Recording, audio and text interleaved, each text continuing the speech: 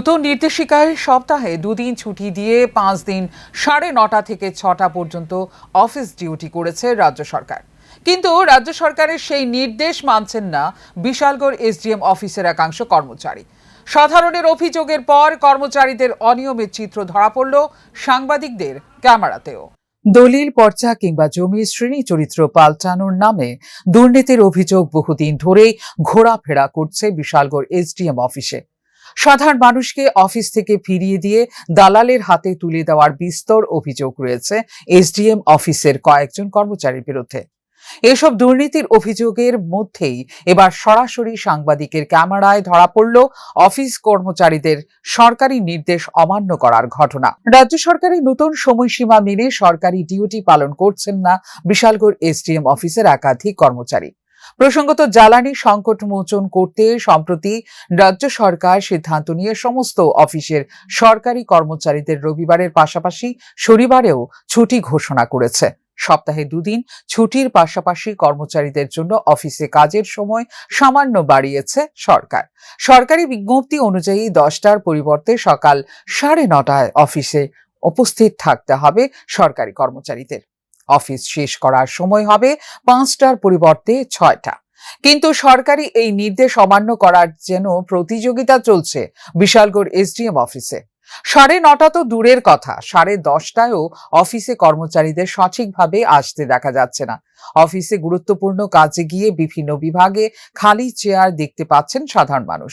গত 1 সপ্তাহ যাবৎ এই অভিযোগের পর এবার এই অভিযোগের সত্যতা উঠে আসলো সাংবাদিকদের ক্যামেরায়। 10টার মধ্যে এসডিএম সাহেবা অফিসে চলে আসলেও অধিকাংশ বিভাগে কর্মচারী দেখা মেলেনি। এই প্রসঙ্গে এসডিএম কে প্রশ্ন করলে তিনি সরকারি নির্দেশ অমান্যকারী কর্মচারীদের শোকজ করে ব্যবস্থা গ্রহণের আশ্বাস দিয়েছেন। আমার নজরে এসছে, আমরা যারা এসছে না তাদের লিস্ট করছি, শোকজ করা হবে, আইন অনুযায়ী পদক্ষেপ নেওয়া হবে, যা রুলস আছে অ্যাজ পার রুলস তাদেরকে আমরা অ্যাকশন নেব। এবং অবশ্যই একটা কড়া বার্তা আমি প্রথম আজকে দেবো, যদি না হয় লিগ্যাল অ্যাকশন নেব অ্যাজ পার রুলস যা আছে। যারা এমপ্লয়িরা গভর্নমেন্টের এই ইনস্ট্রাকশন ফলো করছে না, যেটা আমাদের নতুন নিয়ম চালু হয়েছে সাংবাদিক অফিস, তো যারা এটা ফলো করবে না তাদের এগেনস্টে অ্যাজ পার রুলস আমরা অ্যাকশন নেব। সরকারি নির্দেশ অমান্য করার পাশাপাশি যেসব কর্মচারীরা বেআইনিভাবে দালাল চক্রের সঙ্গে যোগাযোগ রেখে মানুষকে হয়রানি করছেন তাদের বিরুদ্ধেও ব্যবস্থা গ্রহণের দাবি উঠেছে। এসডিএম এই সমস্ত কর্মচারীদের চিহ্নিত করে আদৌ কোনো শাস্তির ব্যবস্থা করবেন কিনা তা দেখার অপেক্ষায় রয়েছেন সাধারণ মানুষ। ফিউরো রিপোর্ট, নিউজ নাও। ফের সড়ক দুর্ঘটনায় প্রাণ গেল এক তরতাজা যুবকের। এবারের ঘটনা তেলিয়ামুড়া গিলাতলি রাস্তার নয়নপুরে। মৃত যুবকের নাম সাগর সরকার। ঘটনায় শোকের ছায়া রয়েছে পরিবার সহ প্রতিবেশী মহলে। লোকনাথ বাবার উৎসব উপলক্ষে মূর্তি আনতে গিয়ে বাইক দুর্ঘটনায় মৃত্যু হলো এক যুবকের। মর্মান্তিক এই দুর্ঘটনা মঙ্গলবার তেলিয়ামুড়া থানা এলাকার গিলাতলি নয়নপুরে। ঘটনার বিবরণে জানা যায়, সাগর দাস নামে 29 বছর বয়সের যুবক বন্ধুদের সাথে বাইকে করে লোকনাথ বাবার মূর্তি আনতে গিয়েছিল। রাস্তায় সে দুর্ঘটনার কবলে পড়ে এবং গুরুতর আহত হয়। দুর্ঘটনার পর দমকল কর্মীরা খবর পেয়ে গুরুতর আহত সাগরকে তেলিয়ামুড়া মহকুমা হাসপাতালে নিয়ে যায়। সেখানে কর্তব্যরত চিকিৎসক তাকে মৃত বলে ঘোষণা করে। আমরা তো এখান থেকে ওই লোকাল মানুষের খবর দিছে যে একটা অ্যাক্সিডেন্ট হয়েছে, বাইকটা হয়ে রয়েছে, আর ওই যে ছেলেটা অ্যাক্সিডেন্ট করছে এরে ওই ফায়ার সার্ভিসে নিয়ে আসি। তখন আমি স্পটে গেছি, স্টাফ লইয়া গিয়া বাইকটা উড়াইয়া থানাতে নিয়ে আসি। থানাতে নিয়ে লোক সঙ্গে হসপিটাল আইসি। আর একটা ছেলে 22 বছর হইব, স্পট ডেট হয়েছে, মানে জায়গা স্পট ডেট হয়ে গেছে। মানে এর নামটা লইলাম, নাম হচ্ছে সাগর সরকার, বাবার নাম লেট সুশীল সরকার, বাড়ি গামাইবাড়ি নাথবন্ধের সঙ্গে। বুধবার দুপুর নাগাদ ময়না তদন্ত শেষে পরিবারের হাতে তুলে দেওয়া হয় সাগরের মৃতদেহ। এই ঘটনায় পুলিশ দুর্ঘটনাগ্রস্ত বাইকটিকে উদ্ধার করে এবং মামলা নিয়ে তদন্ত শুরু করেছে। প্রসঙ্গত, মৃত সাগর সরকারের পিতার নাম মৃত সুশীল সরকার, বাড়ি তেলিয়ামুড়া থানাধীন গামাইবাড়ি এলাকায়। ফিউরো রিপোর্ট, নিউজ নাও। বন সম্পদ সংরক্ষণ এবং উন্নত বৃক্ষরোপণ ব্যবস্থাপনার লক্ষ্যে বৃহস্পতিবার আগরতলার প্রজ্ঞা ভবনে সেগুন চাষ ও ব্যবস্থাপনা বিষয়ক একদিনের প্রশিক্ষণ কর্মশালার আয়োজন করা হয় ICFRE institute of forest genetics and tree breeding Coimbatore এবং ত্রিপুরা বন দপ্তরের যৌথ উদ্যোগে অনুষ্ঠিত এই কর্মশালায় উপস্থিত ছিলেন বনমন্ত্রী অনিমেষ দেববর্মা সহ বন দপ্তরের শীর্ষ আধিকারিকরা। রাজ্যে বনায়ন কর্মসূচিকে আরও শক্তিশালী করা এবং সেগুন চাষের আধুনিক প্রযুক্তি ও বৈজ্ঞানিক পদ্ধতি সম্পর্কে বনকর্মী ও সংশ্লিষ্টদের দক্ষতা বৃদ্ধির উদ্দেশ্যে এই প্রশিক্ষণ কর্মশালার আয়োজন করা হয়। অনুষ্ঠানের উদ্বোধন করেন বনমন্ত্রী অনিমেষ দেববর্মা। কর্মশালায় বিশেষজ্ঞরা সেগুন গাছের উন্নত জাত নির্বাচন, নার্সারি ব্যবস্থাপনা, বৃক্ষরোপণের উপযুক্ত পদ্ধতি, রোগ পোকা নিয়ন্ত্রণ এবং দীর্ঘমেয়াদী বন ব্যবস্থাপনা নিয়ে বিস্তারিত আলোচনা করেন। পাশাপাশি পরিবেশের ভারসাম্য রক্ষা এবং বনভিত্তিক অর্থনীতিকে আরও শক্তিশালী করতে বৈজ্ঞানিক বনায়নের গুরুত্বও তুলে ধরা হয়। এই গোটা আয়োজন সম্পর্কে নিজের অভিমত রাখতে গিয়ে বনমন্ত্রী অনিমেষ দেববর্মা বলেন, বনসম্পদ শুধু পরিবেশ রক্ষার জন্য নয়, রাজ্যের অর্থনৈতিক উন্নয়ন এবং জীববৈচিত্র্য সংরক্ষণেও গুরুত্বপূর্ণ ভূমিকা পালন করে। তাই আধুনিক প্রযুক্তি নির্ভর বন ব্যবস্থাপনা এবং মানসম্পন্ন বৃক্ষরোপণের উপর বিশেষ গুরুত্ব দেওয়া হচ্ছে। পাশাপাশি মন্ত্রী আশা প্রকাশ করেন, এই উদ্যোগগুলো আগামী দিনে প্রকৃত অর্থে কৃষকদের আর্থসামাজিক ব্যবস্থা মজবুত করবে। টিক উড প্ল্যান্টেশন, টিক মানে আমরা ত্রিপুরায় এটাকে সেগুন বলি। তো সেগুন জেনেটিক্যালি এটাকে আরো বিশেষভাবে নতুন প্রজাতির একটা টিক উড তৈরি হয়েছে এবং এটাকে ত্রিপুরায় আমরা রোপণ করব। আগে থেকেই কিন্তু ত্রিপুরাতে সেগুন হচ্ছে, আরো বেশি করে না, কারণ আমরা দেখেছি ভারতবর্ষ এখনো প্রায় $2.7 বিলিয়ন খরচ করে বাইরের থেকে টিক উড মানে আমাদের আনতে হচ্ছে। তো ত্রিপুরায় যেহেতু আবহাওয়া খুব ভালো সেগুন চাষের জন্য, এটা যদি আমরা করতে পারি আমাদের রাজ্যের ফরেস্ট রেভিনিউ অনেক বেড়ে যাবে এবং প্রাইভেট ল্যান্ডে যারা এটা রোপণ করবেন, এখানে আজকে যা শুনলাম এক্সপার্টদের থেকে, অন্তত 25 বছর পর প্রতি 1-2 হেক্টরে গিয়ে আজকের বাজার দরে প্রায় 2.5 কোটি টাকা একটা কৃষক সেখান থেকে পেতে পারে। এই চাষে কিন্তু আমাদের কর্মশালায় বন দপ্তরের আধিকারিক, বনকর্মী, গবেষক এবং বিভিন্ন জেলার প্রতিনিধিরা অংশগ্রহণ করেন। বিভিন্নভাবে রাজ্যের নানান জায়গায় বনধ্বংস চলছে। এর পাশাপাশি এই প্রকারের আয়োজনগুলো আগামী দিনে রাজ্যকে কতটুকু স্বয়ংসম্পূর্ণ করতে পারে তার জবাব সময় দেবে। ব্যুরো রিপোর্ট, নিউজ নাও।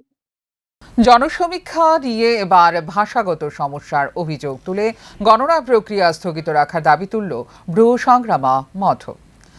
সংগঠনের নেতৃত্ব ককবরক ভাষায় রিয়াং জনজাতি এলাকায় জনগণনা সঠিক হচ্ছে না বলে অভিযোগ তোলেন। স্থানীয় ভাষায় প্রাধান্য দিতে তারা দাবি জানিয়েছেন মুখ্যমন্ত্রীর কাছে। রাজ্যের রিয়াং অধ্যুষিত এলাকায় জনগণনার প্রক্রিয়া নিয়ে আপত্তি তুলল রিয়াংদের সামাজিক সংগঠন ব্রু সংগ্রামা মঠ। স্থানীয় ভাষা এবং সংস্কৃতিকে বাদ দিয়ে ককবরক ভাষাকে গুরুত্ব দেওয়া হচ্ছে বলে সংগঠনের অভিযোগ। এই অভিযোগের ভিত্তিতে বুধবার এক সাংবাদিক সম্মেলন করে রাজ্যের মুখ্যমন্ত্রীর দৃষ্টি আকর্ষণ করলেন সংগঠনের নেতৃত্ব। Bru সংগ্রামা মঠর general secretary Khanaram Reang সাংবাদিক সম্মেলন করে জানান, স্থানীয় ভাষা ও সংস্কৃতি না জানা ব্যক্তিদের দিয়ে সমীক্ষা করালে ভাষাগত সমস্যা হবে। এর ফলে রিয়াং জনগোষ্ঠীর সঠিক তথ্য এই গুরুত্বপূর্ণ জনসমীক্ষায় উঠে আসবে না এবং নানা প্রশাসনিক জটিলতা তৈরি হতে পারে। সাংবাদিক সম্মেলনে তিনি অভিযোগ করেন, অর্থের বিনিময়ে কয়েকজন এই সমীক্ষার দায়িত্ব নিয়ে নিয়েছেন। সমীক্ষায় রিয়াংদের স্থানীয় ভাষাকে গুরুত্বহীন করে ককবরক ভাষাকে গুরুত্ব দেওয়া হচ্ছে। তাদের দাবি, রিয়াং জনগোষ্ঠীর প্রকৃত জনসংখ্যা, আর্থসামাজিক অবস্থা এবং সাংস্কৃতিক পরিচয় সঠিকভাবে নথিভুক্ত করার জন্য স্থানীয় ও কমিউনিটির মানুষের অংশগ্রহণ জরুরি। তা না হলে এই গুরুত্বপূর্ণ জনসমীক্ষা ত্রুটিপূর্ণ হওয়ার আশঙ্কা রয়েছে। ককবরক আমাদের মাতৃভাষা নয়। ককবরক স্পিকাররা যদি সেখানে গিয়ে এই সার্ভে কাজে ওনারা রত থাকেন বা ওনারা যদি সেগুলা কার্যক্রম পরিচালনা করেন, তাহলে অনেকটা ক্ষেত্রেই ভাষার প্রবলেম হবে এবং সঠিক যে তথ্য সেটা পরিবেশন নাও হতে পারে। এর জন্য আমি বা আমাদের সংগঠন থেকে আমরা দপ্তরের নিকট বারবার অনুরোধ রেখেছি যাতে সেটাকে বাতিল বলে ঘোষণা করা হয় অথবা সেটাকে স্থগিত রাখা হয়, সেজন্য আমি অ্যাপ্লিকেশনও করেছি। কিন্তু যতটুকু আমি জেনেছি সেটা এখনও দপ্তর থেকে স্থানীয় ভাষার প্রাধান্য না দেওয়া এই গণনা প্রক্রিয়াকে তারা এক প্রকার বয়কটের ডাক দিয়েছেন। ইতিমধ্যেই সংগঠনের নেতৃত্ব লিখিতভাবে বিষয়টিতে রাজ্য সরকারের হস্তক্ষেপ দাবি করেছেন। রিয়াং অধ্যুষিত এলাকায় জনগণনার ক্ষেত্রে স্থানীয় প্রতিনিধি রাখার দাবি তুলেছে সংগঠন। ব্যুরো রিপোর্ট, নিউজ নাও। দক্ষিণ ত্রিপুরার বগাফা বনাঞ্চলে বন দপ্তরের জমি থেকে অবৈধভাবে মাটি কাটার অভিযোগকে কেন্দ্র করে চাঞ্চল্যের সৃষ্টি হয়েছে। স্থানীয়দের অভিযোগ, বগাফা ফরেস্ট রেঞ্জ অফিস সংলগ্ন এলাকায় গাছপালা নষ্ট করে বনভূমির মাটি কেটে নিয়ে বিক্রি করা হচ্ছে প্রকাশ্যেই। বিষয়টি নিয়ে বন দপ্তরের ভূমিকা নিয়েও প্রশ্ন উঠতে শুরু করেছে। বগাফা ফরেস্ট রেঞ্জ এলাকা থেকে আবারও উঠল অবৈধভাবে মাটি কাটার অভিযোগ। স্থানীয় সূত্রে জানা গেছে, এর আগেও বগাফা বন দপ্তরের অধীন কলসি দাগাইছড়া এলাকায় বনভূমির মাটি বিক্রির অভিযোগ উঠেছিল। বর্তমানে একই ধরনের অভিযোগ উঠেছে বগাফা ফরেস্ট রেঞ্জ অফিস সংলগ্ন এলাকায়। অভিযোগ, কিছু ব্যক্তি বনভূমির গাছপালা নষ্ট করে মাটি কেটে বিভিন্ন স্থানে বিক্রি করছেন। এলাকাবাসীর দাবি, দিনের আলোতেই ট্রাক ও অন্যান্য যানবাহনে করে মাটি সরিয়ে নেওয়া হচ্ছে, অথচ এই বিষয়ে বন দপ্তরের পক্ষ থেকে এখনও কোনো পদক্ষেপ গ্রহণ করা হয়নি। ফলে বনসম্পদ রক্ষায় সংশ্লিষ্ট দপ্তরের ভূমিকা নিয়ে নানা প্রশ্ন উঠছে। স্থানীয়দের আরও অভিযোগ, বন দপ্তরের জমিতে বিভিন্ন ব্যবসায়িক কার্যকলাপ গড়ে উঠলেও সেগুলোর বিরুদ্ধেও কার্যকর ব্যবস্থা নেওয়া হয়নি। পাশাপাশি বনভূমি সংলগ্ন এলাকা থেকে মাটি কাটার ফলে রাস্তার ক্ষতি হচ্ছে বলেও অভিযোগ। বিশেষ করে থানা সংলগ্ন যাতায়াতের রাস্তা ভারী যানবাহনের চাপে ভেঙে পড়ছে, যা বর্ষাকালে সাধারণ মানুষের দুর্ভোগ আরও বাড়াবে বলে আশঙ্কা করা হচ্ছে। তবে এই সমস্ত অভিযোগের বিষয়ে বন দপ্তরের কোনো প্রতিক্রিয়া এখনও পাওয়া যায়নি। অভিযোগগুলির সত্যতা যাচাই এবং প্রয়োজনীয় ব্যবস্থা গ্রহণের দাবি জানিয়েছেন স্থানীয় বাসিন্দারা। ব্যুরো রিপোর্ট, নিউজ নাও। শিশুদের মধ্যে নাট্যচর্চার প্রসার এবং সাংস্কৃতিক বিকাশের লক্ষ্যে তথ্য ও সংস্কৃতি দপ্তরের উদ্যোগে খোয়াইয়ের পুরাতন টাউন হলে শুরু হল ভীষ্মদেব স্মৃতি শিশু নাট্য প্রতিযোগিতা 2026। এক আনন্দঘন পরিবেশে এই জেলাভিত্তিক প্রতিযোগিতার শুভ সূচনা হয়। জেলাভিত্তিক আয়োজন হলেও নগণ্য উপস্থিতিতে তৈরি হয়েছে নানাবিধ প্রশ্নচিহ্ন। তথ্য ও সংস্কৃতি দপ্তরের উদ্যোগে খোয়াইতে উদ্বোধন হল ভীষ্মদ্বীপ স্মৃতি শিশু নাট্য প্রতিযোগিতা 2026। এই উদ্বোধনী অনুষ্ঠানে উপস্থিত ছিলেন খোয়াই জেলা পরিষদের সহসভাধিপতি সত্যেন্দ্র দাস, বিশিষ্ট সমাজসেবী রঞ্জন দাস, খোয়াইপুর পরিষদের কাউন্সিলর ও সাংস্কৃতিক ব্যক্তিত্ব পীযূষকান্তি দাস চৌধুরী, তথ্য ও সংস্কৃতি দপ্তরের যুগ্ম অধিকর্তা সহ অন্যান্য বিশিষ্ট ব্যক্তিবর্গ। অনুষ্ঠানের উদ্বোধনের পর অতিথিরা শিশুদের সৃজনশীল বিকাশে নাট্যচর্চার গুরুত্ব নিয়ে বক্তব্য রাখেন। আলোচনায় বক্তারা বলেন, নাটক শুধু বিনোদনের মাধ্যম নয়, এটি শিশুদের আত্মবিশ্বাস, নেতৃত্বের গুণাবলী, সামাজিক মূল্যবোধ এবং সৃজনশীল চিন্তাশক্তি বিকাশে গুরুত্বপূর্ণ ভূমিকা পালন করে। এবারের প্রতিযোগিতায় খোয়াই জেলার বিভিন্ন প্রান্ত থেকে মোট 7টি দল অংশগ্রহণ করেছে। অংশগ্রহণকারী শিশু শিল্পীরা নিজেদের অভিনয় দক্ষতা ও প্রতিভার মাধ্যমে দর্শকদের মন জয় করার চেষ্টা করে। প্রতিযোগিতাকে ঘিরে অংশগ্রহণকারী দলগুলোর মধ্যে ছিল ব্যাপক উৎসাহ উদ্দীপনা।